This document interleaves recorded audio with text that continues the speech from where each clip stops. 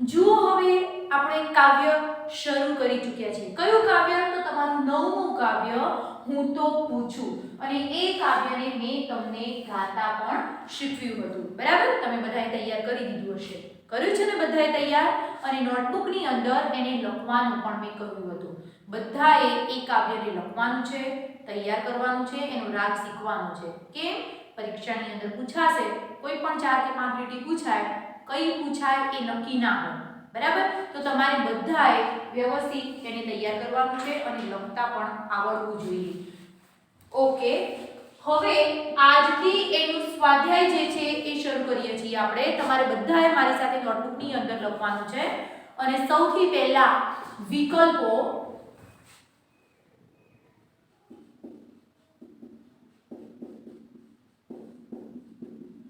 નીચેના વિકલ્પોમાંથી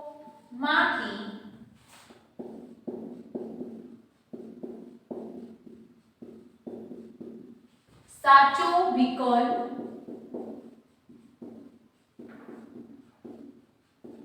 શોધીને લખો. બરાબર? નંબર 1, મોરના પીછામાં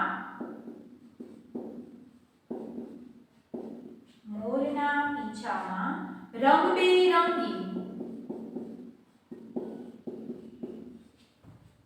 શું જડી છે? મોરના પીછામાં રંગબેરંગી શું જડી છે? કીકી, તીલડી કે પછી ધાર? મોરના પીછામાં શું જડ્યું છે? તો ટીલડી. બરાબર? તો અહીંયા આપણે શું લખીશું? બ. એના પછી 2 નંબર, બકરી અને ડોસીની ઝૂંપડી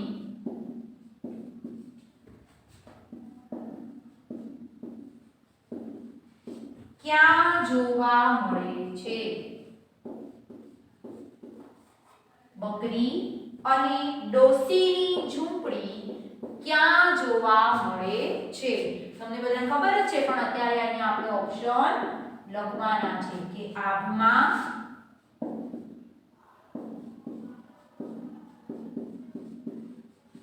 બિલાડીની આંખમાં અને ચાંદાની થાળીમાં. સાચો જવાબ શું છે? બકરી ને ડોસીની ઝૂંપડી તો ચાંદાની થાળીમાં. તો અહીંયા આપણે લખીશું ક. એના પછી 3 નંબરનો વિકલ્પ, આભલાની ચૂંદડી શાનાથી મઢેલી છે?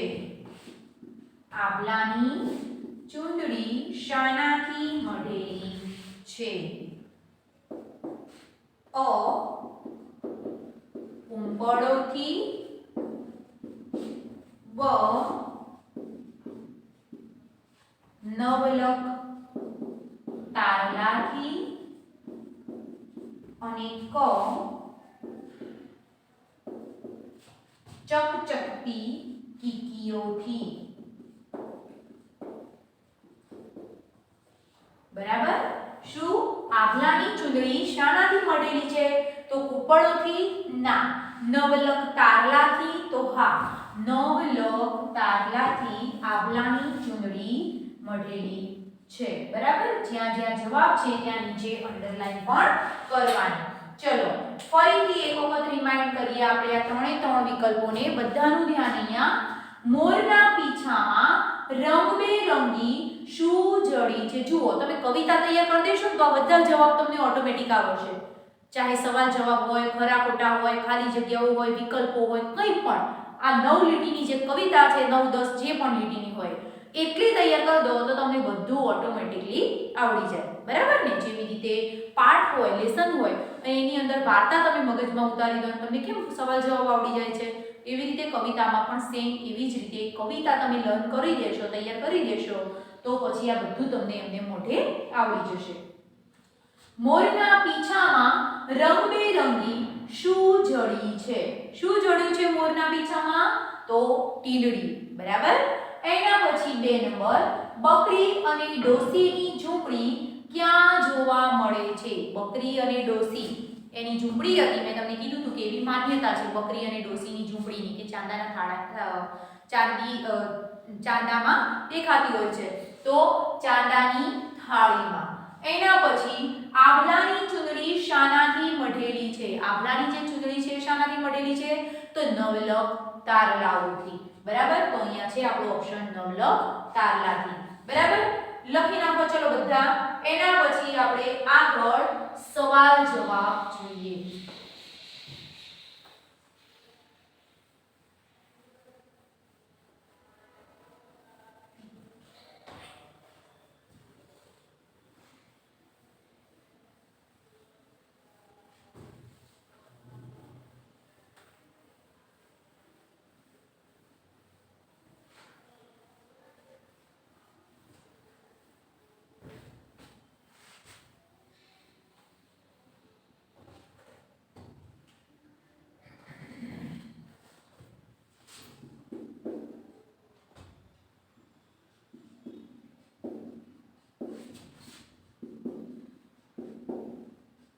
નીચેના પ્રશ્નોના જવાબ એક વાક્યમાં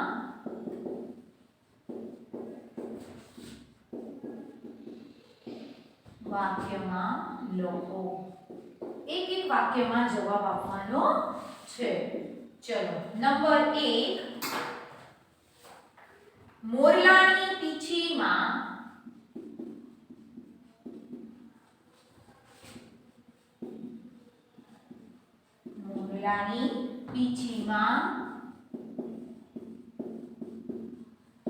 શું જડેલું છે? બરાબર. એનો જવાબ મોરલાની જે પીંછી છે એ જ વસ્તુ આપણે ક્યાં જોઈ? વિકલ્પમાં પણ જોઈ, બરાબર. તો મોરલાની પીંછીમાં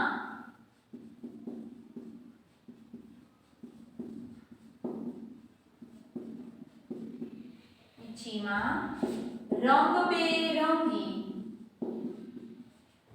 ટીલડી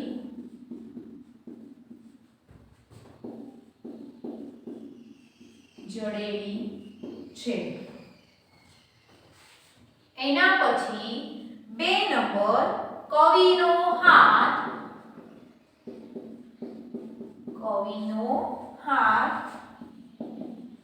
ક્યાં પહોંચતો નથી? કવિનો હાથ ક્યાં નથી પહોંચતો? તો આંબાની જે ટોચ છે ત્યાં કવિનો હાથ પહોંચતો નથી. તો અહીંયા આપણે જવાબ પણ એવી જ રીતે લખવાનો, કવિનો હાથ આંબાની ટોચે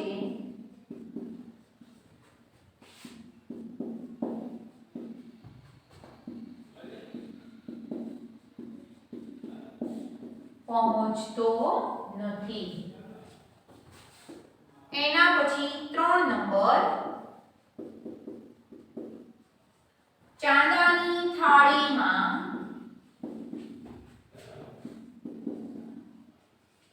કોની ઝૂંપડી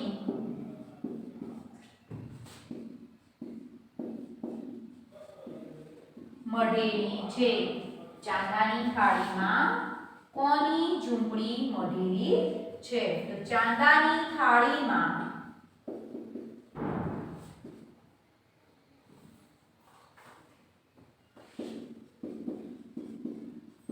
બકરી અને ડોસીની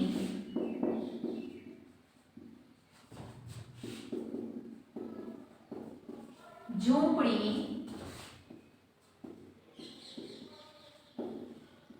મળેલી છે, બરાબર. ચાંદાની જે થાળી છે એની અંદર બકરી અને ડોશીની ઝૂંપડી મઢેલી છે. ચલો ફરીથી નંબર 1 નો સવાલ છે. જુઓ, મોરલાની પીંછીમાં શું જડેલું છે? મોરલાની જે પીંછી છે એમાં શું જડ્યું છે? તો આ જ સવાલ વિકલ્પમાં પણ હતો. બરાબર, તો એમાં જવાબ આવશે મોરલાની પીંછીમાં રંગબેરંગી ટીલડી જડેલી છે. એના પછી 2 નંબર, કવિનો હાથ ક્યાં પહોંચતો નથી? કવિનો હાથ ક્યાં પહોંચતો નથી? તો કવિનો હાથ આંબાની ટોચે પહોંચતો નથી. એના પછી 3 નંબર, ચાંદાની થાળીમાં કોની ઝૂંપડી મઢેલી છે? ચાંદાની થાળીમાં કોની ઝૂંપડી મઢેલી છે? તો ચાંદાની થાળીમાં બકરી અને ડોશીની ઝૂંપડી મઢેલી છે. બરાબર, ચલો લખી નાખો 3 એ 3 સવાલ. એના પછી આપણે આગળ જોઈએ. બધાએ નોટબુકની અંદર વ્યવસ્થિત અને સારી રીતે લખવાનું છે.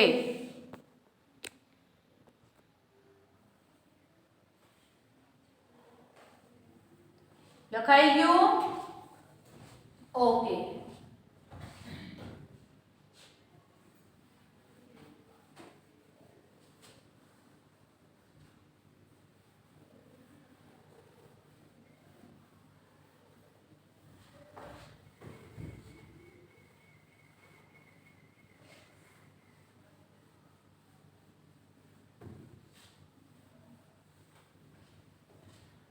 ચલો હવે આગળ 4 નંબરનો સવાલ. કવિ આંખ વિશે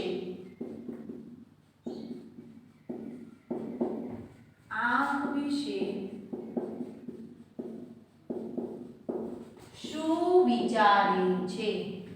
કવિ આંખ વિશે શું વિચારે છે?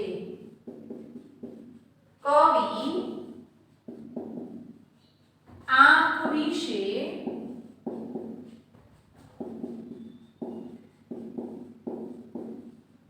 વિચારે છે કે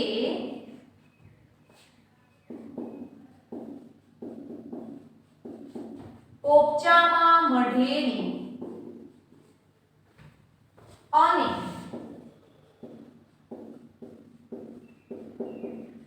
દસેય દિશામાં દેખાતી અથવા તો દેખંતી મારી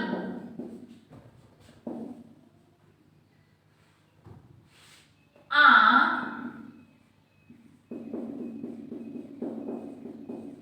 કોણે કરી હશે? એવો સવાલ થાય છે કે શું થાય છે કે પોપચામાં મઢેલી, આ જે પોપચું છે એ પોપચામાં મઢેલી અને દસેય દિશામાં દેખતી મારી આ આંખ છે એ કોણે કરી હશે? એના પછી 5 નંબર, કવિ આભલાની ચૂંદડી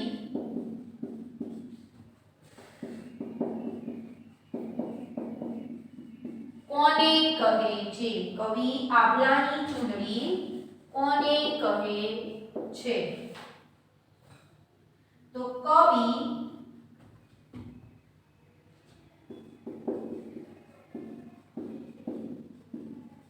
નવલખ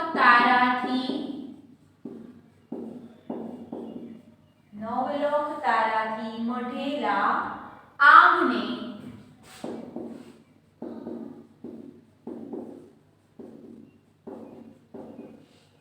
આભલાની ચૂંદડી કહે છે. આગળ 6 નંબર,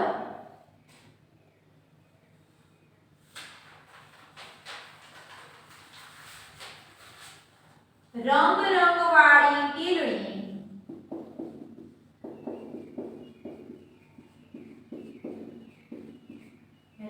રંગવાળી ટીલડી ક્યાં જડેલી છે?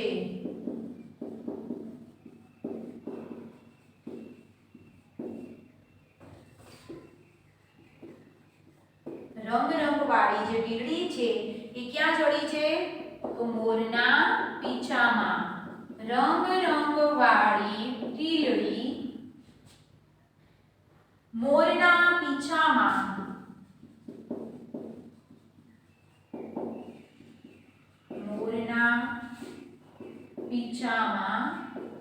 જડેલી છે. ચલો લખી નાખો આટલા સવાલ. સૌથી પહેલા ચોથો પ્રશ્ન છે, આગળના 3 લખાઈ ગયા છે, એના પછી ચોથો છે, કવિ આંખ વિશે શું વિચારે છે? કવિ આંખ વિશે શું વિચારે છે? તો કવિ આંખ વિશે વિચારે છે કે પોપચામાં મઢેલી અને દસેય દિશામાં દેખતી મારી આંખ કોણે કરી હશે? ફરીથી, કવિ આંખ વિશે વિચારે છે કે પોપચામાં મઢેલી અને દસેય દિશામાં દેખતી મારી આંખ કોણે કરી હશે? બરાબર. એના પછી આગળ 5મો નંબર, કવિ આભલાની ચૂંદડી કોને કહે છે? કવિ આભલાની ચૂંદડી કોને કહે છે? તો કવિ નવલખ તારાથી મઢેલા આભને આભલાની ચૂંદડી કહે છે. કવિ નવલખ તારાથી મઢેલા આભને આભલાની ચૂંદડી કહે છે. એના પછી 6થો નંબર છે, રંગ રંગવાળી ટીલડી ક્યાં જડેલી છે? રંગ રંગવાળી ટીલડી ક્યાં જડેલી છે? તો રંગ રંગવાળી ટીલડી મોરના પીછામાં જડેલી છે. રંગ રંગવાળી ટીલડી મોરના પીછામાં જડેલી છે. બરાબર. 6 પ્રશ્નો લખ્યા છે, હજુ થોડાક આગળ છે, પણ એને આપણે આગળના લેક્ચરની અંદર જોઈશું. બરાબર. અત્યારે હોમવર્કની અંદર હોમવર્કમાં શું કરવાનું છે? તમારે આ જે મેં લખાયું એ તમારે લર્ન કરવાનું છે, તૈયાર કરવાનું છે. બરાબર.